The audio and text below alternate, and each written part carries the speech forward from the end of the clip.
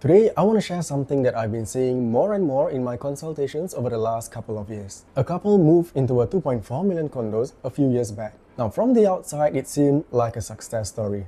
Bigger unit, better district, a good location. The kind of move that people would be happy about. 15 minutes into the conversation, the wife said something like this. They are more stressed than before. The loan feels heavier. They don't even use half of their facilities, and they were wondering if they made the wrong move. So here's the part that surprises a lot of people. This is actually not rare. I've sat across from a lot of households, and this is kind of the same story that I've been hearing. People who upgraded their house, but they kind of downgraded their life just a little. So today I want to break down something that almost nobody talks about in Singapore quite openly, and that is the upgrade trap. What it is, how it forms, who is actually hit the hardest, how to know if your move is genuinely strengthening your asset position or quietly weakening it. So in my last few videos, I did mention about how the Singapore property market is becoming more selective. Buyers are smarter, more analytical, and they are more cautious. So today, I want to go one layer deeper because the bigger problem is not that property buyers are making bad decisions. Some of them made the right property choice for the wrong stage of life, or the right move at the wrong time, or even the right unit but with the wrong financial structure.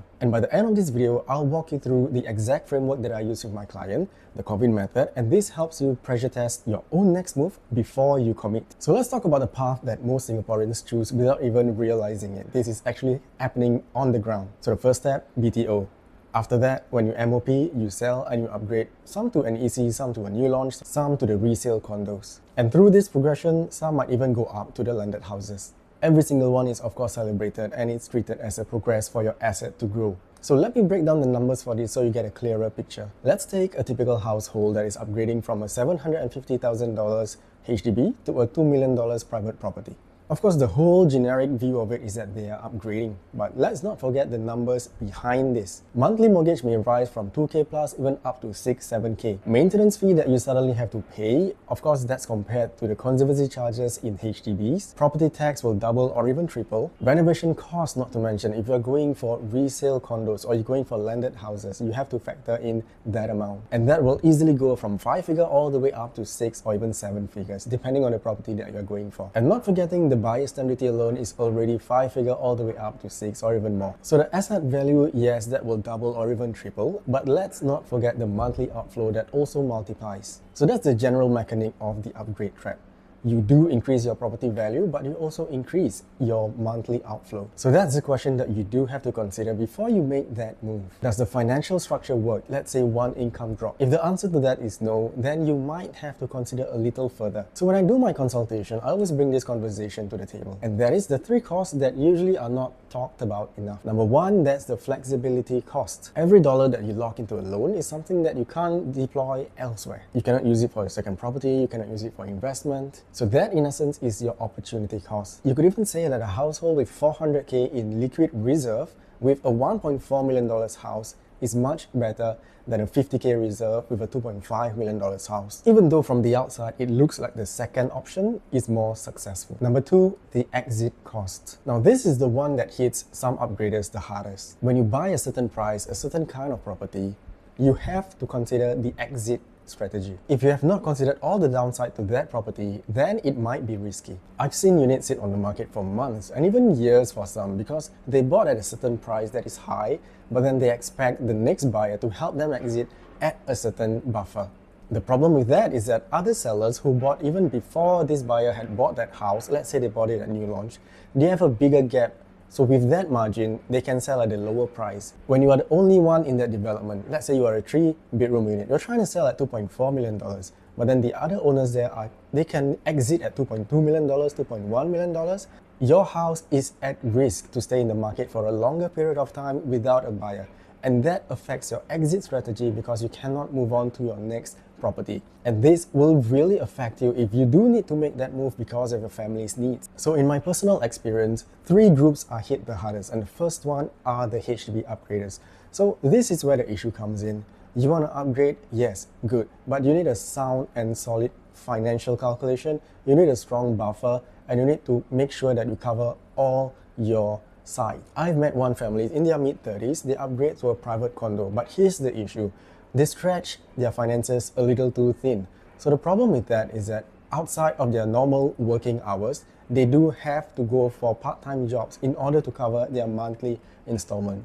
And in that, they are also affecting their quality of life because they are so tired all the time. Profile number 2 are the mid-40s upgraders. Income at 45 is not necessarily the same as income at 55. Your CPF contribution will drop at a certain stage of your life.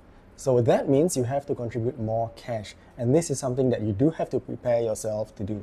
And of course, most of the clients that I work with, we do have all this buffer already factored in. Profile number 3, the emotional upgrader. You bought because another friend bought. You bought because the show flat had marble flooring and it has really nice bathrooms. None of these are actual proper reasons, they are just triggers for you to make the purchase. So if you recognize yourself in any of these profiles, it's okay, it's completely normal. And that does not mean that you shouldn't upgrade. What it means is you need to make that move with proper considerations and making sure that you don't miss every single factor that you need to think about. And not just for this move, you have to have an exit plan. What is your next move after that? So this is the framework that I use with every single client. It's the Corvin Method, 6 dimensions, and it covers all parts of your life. And every single decisions run through this framework before we make that commitment. So C, context. You do have to know what is happening in your life right now, what is going to happen 5 years down the road, what is going to happen 10 years down the road. Property doesn't exist in isolation. It is built around your life. Number 2, objective.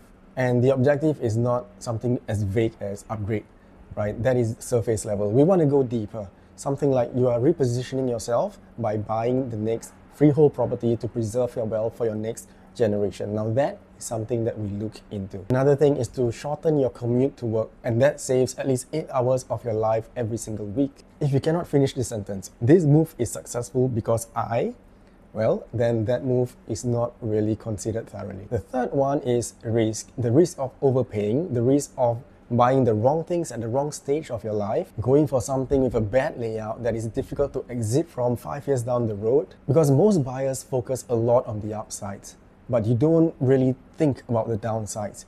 This is something that you need to consider as well. Next one is the value.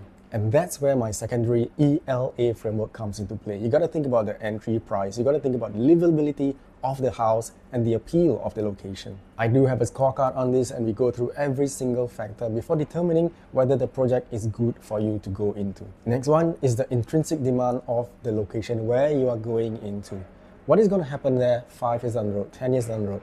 What is the master plan saying about that area? A new estate, employment nodes, school, future supply, MRT lines. If the long-term demand drivers are weak, then you're buying a depreciating asset wrapped in a nice address. And finally, the next move. Every property decision should set you up for the next one. Are you buying to hold? Are you buying to move again in the next 7 years? Are you going to right size eventually? Holding something that you can pass on to your children? The move only makes sense in the context of your next move after that. So if the property cannot survive all the 6 lenses of this framework, then it doesn't matter how nice the show flat look, it doesn't matter how nice the owner staged the home, the property might not be the right one for you. So here's what I'm seeing from the buyers who actually get it right. They are right sizing, not just upsizing or downsizing. Right sizing. Choosing a $1.6 million 3-bedder in a different location as compared to a $2.3 million in another location might actually make more sense. They are not necessarily prioritizing the freehold status or even something in a prestigious address. What they prioritize is a property that is well located and well positioned for the future, especially in their family's context. They are keeping a fund buffer of at least 6 months to 12, 18 months even, so that they don't panic when anything happens in their lives. They are buying with the exit in mind from day one. Layout efficiency, strong organic demand. These are the units that move in any kind of market. They are treating their property portfolio as a stepping stone in a 20-year strategy, not just where this position you in the next housewarming. The market is quietly rewarding this kind of thinking. Projects with really strong fundamentals are outperforming those which just looks good on the outside, but they don't have strong fundamentals. Those that are purely sold based on hype and marketing are stagnating, while the good ones are actually performing. So I'll be direct about something. I don't believe my job is to help clients buy as many properties as possible. That is a transactional model. And it's the reason why this industry has a credibility problem. My job is to make sure that 10 years from now, you can look back at this moment in 2026 and you can safely say that you have made the right move financially, emotionally, and structurally. Sometimes that means that I tell a client to upgrade. Sometimes it means to right size, restructure, or even decouple. and sometimes that means not to make a move at all. Because the right move is one that compounds your position over time, not the one that just looks impressive from the outside. If you're considering a move in the next 6 to 18 months, maybe to right size, to restructure or buy a second property, or simply just reassess your current position, here's what I'd like to offer. I run a 45 minutes Corvin Method consultation. We go through all the 6 lenses and make sure that the numbers through the ELA framework make sense for your position. No sales pitch, no pressure. If the conclusion is don't move, I'll tell you that. If the conclusion is move but restructure first, I'll show you how. Drop a comment, DM me or reach me through the link below. Because the most expensive property mistake is not buying the wrong unit. It's making a move that looks right today but quietly costs you 25 years down the road.